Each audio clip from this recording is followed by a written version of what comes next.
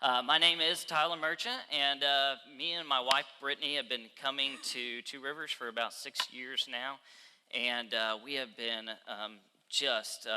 we just love this family, this body here, and we have been just so glad to be a part of it. And I'm so glad that John just asked me to speak this morning out of Joshua to continue our series. But before we begin, a few weeks ago, I just said, if John gives me an opportunity to come back up here, I am going to throw something out there to see if it shows up at my doorstep, because it apparently works from up here.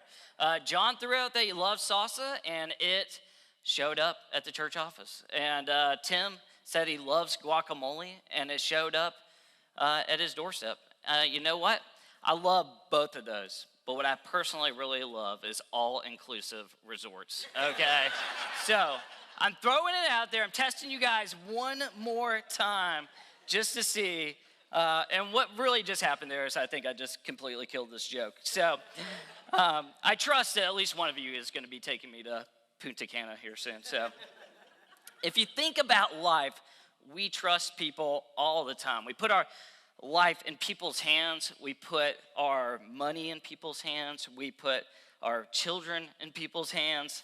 There are so many things, if you really think about, that we entrust to people to keep safe.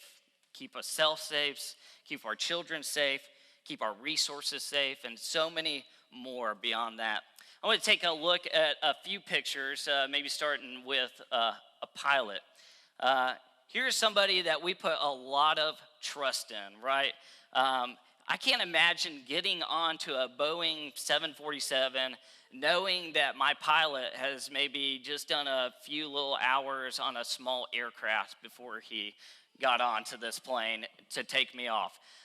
But I don't get onto a plane and I'm not like, hey, I just would love to see this pilot's credentials before he takes off, just to make sure like he's put that in the hours. I kind of trust the company has done their due diligence to like make sure this guy is like, or this lady is like ready to send me off and land me back down. So what about a skydiver? You might like to get into a plane, but you also might like to jump out of a plane. I can't believe, I've never done that before, but I can't imagine the trust that you have to have in that person that you're strapped to, that they're going to pull the cord at the right time, and that they packed that parachute, just right, that it's going to come out just right.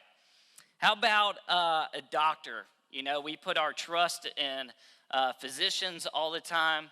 Minor surgery, you have major surgery. We might, go in to see like what our diagnosis is. We go to trust that they're going to prescribe us the right medicine. And so we put our trust in nurses and doctors and even physician's assistants. Jake, I'm not going to leave you out. We trust you too. Okay, don't worry. How about this next one, a river raft guide? We will go down a river with zero experience with like a college kid that's got like a summer gig, and we'll just like trust that he's going to tell us when to paddle, when we got to hunker down, and all the things, and trust that he's going to throw that rope out when I fall out, or whatever it may be, pull me back in. How about this next one, a financial advisor, right? We trust people like Hunter, see Hunter over there. We trust him to tell us like where maybe we should invest our money, how we should invest the money, how we should spend our money, maybe how we should be saving and how we should be saving for retirement, whatever that may be. We trust people to help us, with our money, to tell us how to spend it and all those kinds of things. And this last one, a chair, just a simple object like a chair, that we trust, like the one that you're sitting in, that we believe is going to hold our weight. We believe that it's not going to fold on us, or the leg isn't going to break on it, or somebody's behind us pulling it out from under us, We trust all of those things, and we trust much, much more. I can go on and on, but the point is that we put our faith in things all the time. Every day, we trust that people have put in the work, the hours of training, and have had the experience to keep you safe, to keep your loved ones safe, and keep your resources safe, even to the trusting of the hands or the machinery that put together something as simple as a chair. When we are talking about your faith and your trust in God, is it a faith that boldly trusts in him? And is it a faith that acts? Or is it a faith that is content, kind of sitting on the sideline, going through the motions, maybe just believing who God is?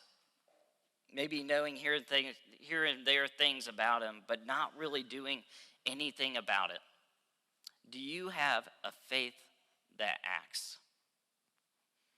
I want you to keep that question in mind as we continue looking through the book of Joshua. Last week, if you missed it, John had kicked us off in chapter 1 of Joshua, and he had talked about being strong and courageous in our faith. 4 times it's mentioned in the first chapter that God is speaking to these people of being strong and courageous. This morning, I want us to take a look at Joshua chapter 2, what Liz had just read, and talk specifically about one person who has this kind of bold and courageous faith. As John spoke about last week, God had given Joshua the responsibility to lead God's people into the promised land after Moses died. But before we dive back into Joshua, I want to talk quickly about something that happened a few years prior to this. If you go back to Numbers 13, God instructs Moses to send out spies into the land of Canaan, which is the land that God is promising that he'll give the Israelites. And he wants these men to come back and report on what they saw. He wants to see if they are rich or poor, if the land is fruitful or not fruitful, or if these people are strong or if they're weak, if they're fortified, not fortified, and so on. And so Moses does what God commands, and he sends out these 12 spies to go and report back on what they see in this land. Among these men were Joshua and Caleb. And when these men report back, they talk about how fruitful this land is, how great this land is. It's amazing. It's in Numbers 14:8, it says that the land is flowing with milk and honey. But then 10 of them said that there's giants over there. This land is too fortified. These people are too strong to overtake. And then Joshua and Caleb, on the other hand, are saying, no, let's go. Let's take these. Let's take action. God is giving them into our hands. And so they want to go. But these 10 other spies make all the other people terrified to go. And because of their lack of faith in God's promise to give them this land, God would punish all of the people, that no one over a certain age would be able to enter the land that God has promised. But because of Joshua and Caleb's faith, they were given the permission to go into the land that God had promised. And Joshua is given the role to lead these people over the Jordan and into the promised land after Moses dies. So we're fast forwarding to Joshua 2:1, where we're going to be this morning, and we'll have the words up here. We'll start in verse 1. And Joshua, the son of Nun, sent 2 men secretly from Shittim as spies, saying, go view the land, especially Jericho. I want to go ahead and say I got very nervous about that word up there, and Brittany, I was reading it to Brittany, and she was like, you're going to say that the way you just said that up there, like quite literal. I think you need to go and make sure you're pronouncing that right. And sure enough, I was taking that very literal. So I'm glad, I'm glad she had me. So Shittim is the last encampment spot for the people of Israel as they're about to go into the promised land after being in the wilderness for 40 years. And Jericho, the city of Jericho, was in a strategic location. So there were 2 vital pathways through surrounding mountains that were going to Jerusalem and to Bethel. And kind of sitting there is Jericho, this place, this Canaanite city that they have to go through. And so Joshua, as I had mentioned before, was no stranger to being a spy or sending out spies. But this mission was quite different. It was more of a strategic one. So instead of them going out and kind of seeing what the land was about, they had already done that. They saw this land is amazing. It's incredible. It's going to be an amazing land for our people. But this one was for strategically seeing how fortified Jericho is. Can we get through it? Are they alert? Are they ready for attack? All of those things. If you have some reference of Jericho and how it eventually falls, spoiler alert as we go through this, you would know that the city is surrounded by a massive wall. And I couldn't help having this picture in my mind of Nickelodeon Guts. I don't know if you guys ever watched this show as a kid, but at the end of the show, all the competitors have to race up this mega mountain. And when I say mega mountain, it's probably not that big, but as a kid, you're like, this thing is just like massive. There's fog all around, and there's these things called aggro crags that they're just like pelting down. And that is a piece, that is what you win, a piece of the aggro crag if you win the competition, which tell you a little bit about me. I really tried hard on eBay to buy one of those pieces of the aggro crag years ago, just so I could say I own one. And but that's what I think about this massive mountain. And as John was talking about 80s references last week, I felt like I could throw in like 190s nostalgia. But I just think of this wall, this impenetrable wall that Jericho has. So back to Joshua 2:1, well, we'll continue reading. It says, "And they went and came into the house of a prostitute whose name was Rahab, and lodged there. And it was told to the king of Jericho, Behold, men of Israel have come here tonight to search out the land. Then the king of Jericho sent to Rahab, saying, Bring out the men who have come to you, who entered your house, for they have come to search out all the land." Here is where we meet our unlikely character that is strong and courageous in this story, a Canaanite prostitute named Rahab. What is this most likely was this inn that Rahab had occupied. And what we know from the text from further in verse 15 that we'll get to, that this house is actually built into the city wall.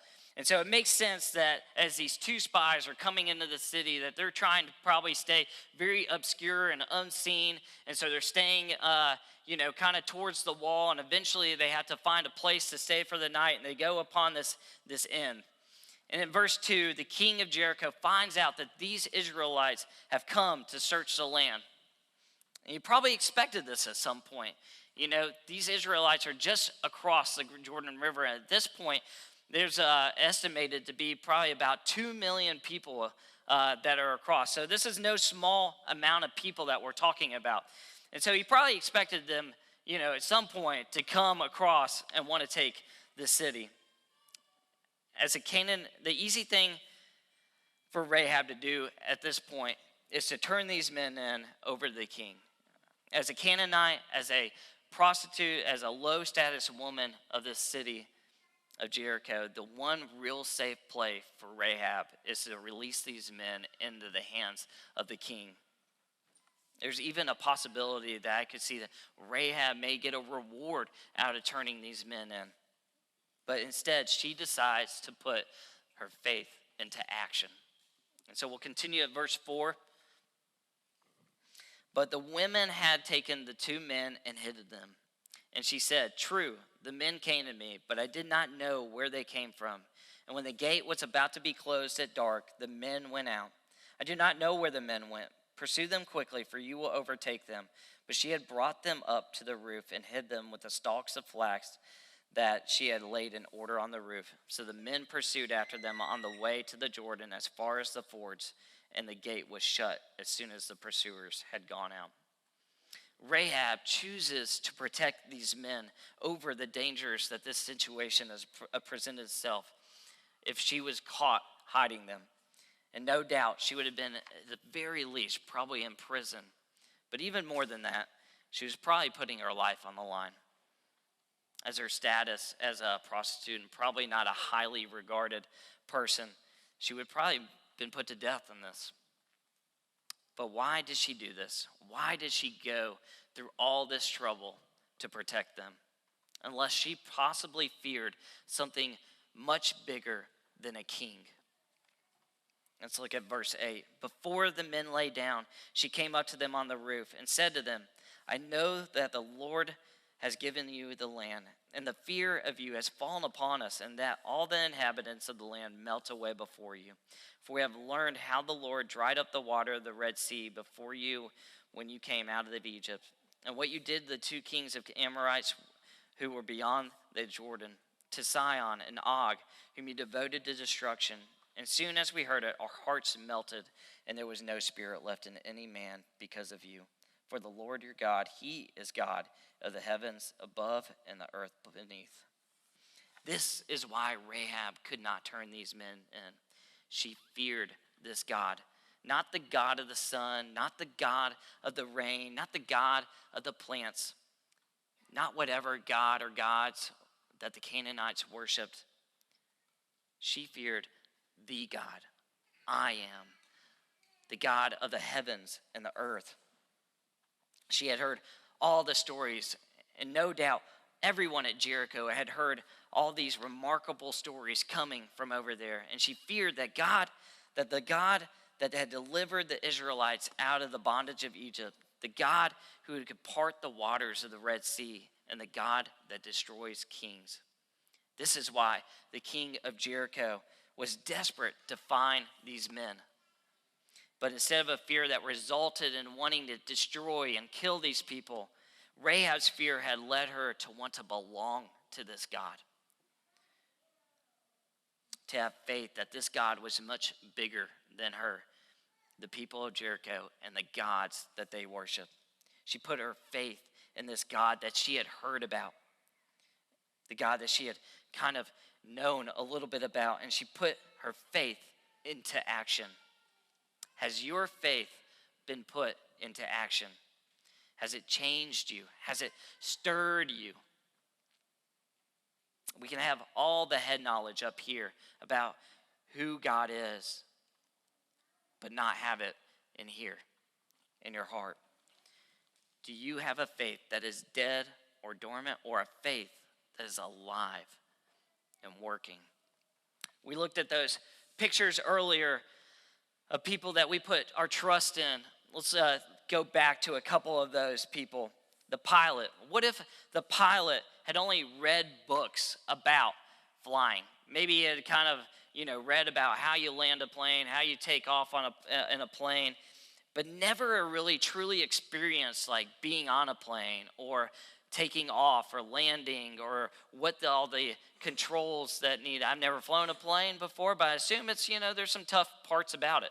But what if you only had the head knowledge about it and you never experienced it before?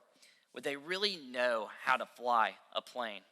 And what about the river guide? What if the river guide had only had the head knowledge of what these rapids may look like? What if he was kind of told, hey, the water gets rough at this part of the river, but had never gone down the river and experienced the river himself? They probably wouldn't be able to truly guide you down the river with any kind of, without any kind of confidence of getting you down the river safely. In order for us to truly experience God the way that God wants us to experience him and wants us to draw closer to him, we also have to be willing to take action and not just expect to get what we should get on a Sunday morning or whatever that may be. We have to be willing to put it in action. In Hebrews 4:12, it says, for the word of God is alive and active. Why would God call us to just go through life on the sideline, going through the motions, numb to what God is saying to us, if even his word is living and breathing and working for our good? And when we have his spirit dwelling in us as followers, it's alive, it's moving us, it's pushing us as believers to work according to God's will for us. Not dormant faith, not dead faith, faith that's alive and eager to do his work. Not just an idle receiver of just consuming his gifts and blessing us. What I love about Rahab is that she didn't just have the head knowledge. If she stopped there just at the head knowledge, she wouldn't have done anything. And those men would have been captured, and she would have probably been imprisoned. but she had the faith to act upon a God that she only heard about because it stirred her to move. We'll read verse 12. Now then, please swear to me by the Lord that as I have dealt kindly with you, you also would deal kindly with my father's house, and give me a sure sign that you will save alive my father and mother and my brothers and sisters and all who belong to them, and deliver our lives from death. And the men said to her, our life for yours, even to death.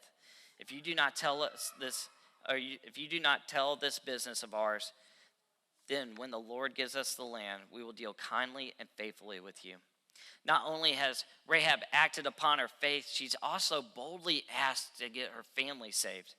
I love how Rahab didn't just go in and she didn't say, well, you guys are going to get me out, right? Like, you guys are, like, let's just go through the plan again. Like, you guys get me, all right? And, like, just let's walk through this. Well, I just want to make sure I'm out.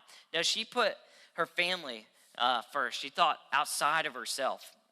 And we go to verse 15. Then she let them down by a rope through the window, for a house was built into the city wall, so that she lived in the wall. And she said to them, go into the halls, or the pursuers will encounter you, and hide there 3 days until the pursuers have returned. Then afterward you may go your way. The men said to her, we will be guiltless with respect to this oath of yours that you have made us swear. Behold, when we come into the land, you shall tie the scarlet cord in the window through which you let us down, and you shall gather into your house your father and your mother and your brothers and all your father's household. Then if anyone goes out of the doors of your house into the street, his blood shall be on his own head, and we shall be guiltless. But if a hand is laid, or anyone who is with you in the house, his blood shall be on our head. But if you tell this business of ours, then we shall be guiltless with respect to your oath that you have made us swear. And she said, according to your words, so be it. Then she sent them away, and they departed, and she tied the scarlet cord in her window. Here we see Rahab is trusting and believing that a God of another people would bring her in, would bring her family in. Rahab was an undeserving person, right? A prostitute. And did you know in the book of Matthew that he lists the genealogy of Jesus? And you know who's in that? Out of 5 women mentioned, Rahab is mentioned in that. How beautiful is that? And that's beautiful for all of us because we are all Rahab, right? We are all undeserving. We all fall short on our own. It's our faith in Jesus and his sacrifice on the cross that we are adopted into God's family. And we recently did a series called The Gospel Threads where several people got on to the stage and talked about recognizing how God has been actively working in their stories and drawing them closer to him. That these threads throughout our lives can point us directly to the gospel. What I can say about hearing these stories is how alive God is in these stories. Them, allowing God to use them in various ways with sowing seeds of increasing their faith along the way. Do you recognize these own threads in your life? Or does your thread look something like that hasn't quite penetrated your heart and changed you? Is your faith obedient to what God is calling you to? So what? You might be thinking, how do I have active faith? What does that look like on a practical level? And God invites us to trust him every day in all sorts of ways. But we do have to be open ourselves to be actively listening and actively looking to what he is trying to say to us. Often we can get comfortable going through the motions of life and checking off the boxes, going to church on Sunday, did that, said a quick prayer before a meal, said that. But if we become more like Jesus, we don't want to just set the bar at the bare minimum, because that doesn't give ourselves the fulfillment of life God has intended for us to live. We want to be actively pursuing God. We want to be actively listening to him. We want to be actively trying to be obedient to what he's trying to say to us and actively trying to glorify and honor in all we do.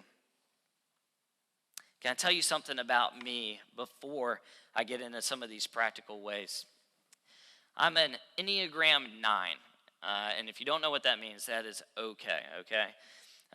It's a personality test, and 9 is a peacemaker. And each of these personalities, there's 9 of them, all come with kind of a deadly sin, which can be like a core weakness of that person. And you know what a 9's deadly sin is? It's a spiritual sloth, all right? This does not sound good, right? This is not good. Meaning that when I am like low in life, when I'm average, when I'm not healthy in my walk with Jesus, I can have a tendency to lean towards being a sloth in my spiritual walk. In the book Road Back to You, it says average 9s are disconnected from the passion and motivational drive necessary to rise up and live their one wild and precious life. That is gross. All right? That does not feel good. And unfortunately, I feel average all too often. I say that because more than anyone, I need to hear this. My heart needs to be rekindled into an active faith all of the time. I need people that know me, noticing when I become sloth-like, speaking truth to me and calling me to more. And I think we all need that. That's part of why we do a life group. And we sit in a circle with people that know us. And the people that we can be honest with, and we can tell them what we're going through, what we're walking through, where we are in life, so that these people can call us back to Jesus and call us back into a more and deep, meaningful relationship with him. So practically speaking, what could active faith look like for you? It could start by challenging yourself to be in God's word every day. We talked earlier about the word being alive and active. If we want to learn more about Jesus and listen to what God has to say, as we lay eyes upon his word, there's no better place to start than consistent time spent there. Having an active prayer life is another way we can have active faith. Speaking to God actively and trying to find space to listen to his Holy Spirit is another place that we can start to recognize his voice, so that we can recognize when he is prompting us to do something, to move. A perfect place to start is going to our Two Rivers prayer meeting on the first Tuesday of every month, where you can pray with others, be encouraged by others, have your heart filled back, and learn how to pray if that's something that you're not sure what it looks like. Maybe telling someone of a bad habit maybe you've fallen into, and having accountability to try to rid yourself of that habit or that sin, to take action against something that is holding you prisoner, perhaps, so that you can feel the freedom of Christ. And maybe starting to serve at church. Maybe you come here every Sunday and you kind of have done that for a long time, but you haven't quite jumped into serving regularly. There's so many great places to serve within the church: kids ministry, greeting, setup, takedown, lots of great places. Being an active part of the body, helping church happen on Sunday morning, will help build your faith. You would be amazed at the joy the Lord can fill your heart with by being a faithful servant. Sometimes active faith may require risk. What would it look like to take a risk in your life? Maybe God is asking you to do something big, maybe something specific. There are people at our church right now that are going through the adoption process that I know, that have felt the calling and the stirring to bring a child into their home. What a great way to show just active faith, to listening to what God is saying and then doing. Possibly as joining a Two Rivers mission team. You know, now we have opportunities to go and serve out of the country. Maybe it's not even out of the country. Maybe it's just the Cleveland Emergency Shelter that our life groups go to serve homeless. Maybe it's even starting a church somewhere where you feel God wanting you to reach to others. That's how Two Rivers got planted. John Teague and Chris Jessen, along with several others from Two Rivers in Knoxville, feeling a stirring to come down and plant a church in Ooltewah. And now we are here in this room because of active faith of others that are still, many of them, faithfully serving here. We all, as believers, have good works in Christ Jesus that God has prepared in advance for us to do. Let's have faith that serves others, that loves others, and is deeply rooted in listening to the call that God has on our everyday life. That kind of faith not only changes us, but it transforms the world around us. I'm going to pray for us. Father God, thank you. Thank you for your word. Thank you for stirring us, for moving us, for putting us in action. Lord, I pray that we would listen, that we would be active listeners to your Spirit, and that when we feel that, when we feel your presence, and we feel that you're stirring us to move, to do something, to serve, whatever that may look like, Lord, that we do, that we be doers of the faith. Lord, you call us not to sit idly on the sideline watching others, Lord, but to serve others, to love others, to have active faith. I pray that for us this morning.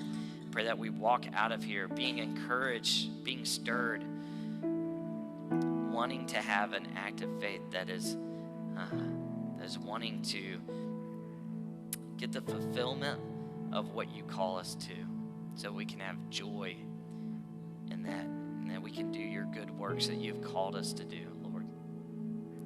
Thank you for this morning, and we give it to you, all honor and glory. I pray, amen. This morning, you may be sitting here and you might be like, I don't even know if I have faith. Well, I would say that's the first step. The first step is believing. And so if you're sitting there this morning and you're like, I don't know if I believe yet, I would encourage you, find an elder, find somebody that you trust, that you know follows Jesus. Ask questions. The first is believing. The first is having faith. The second, for us that do believe, that do have faith, I encourage us to get up, to go, to be in the Word, to be praying, to be with others, to serve others, so we can be encouraged and do God's good works, so we aren't just going through the motions of life, just kind of waiting for something to happen and something to be stirred in our heart. We have to do, we have to go, and then God will change us. He'll change us for the much, much better. Don't be a sloth like me when you're average, Be called to something bigger, something more that God is calling us all to. Thanks for coming this morning. Peace be with you. Thanks, y'all.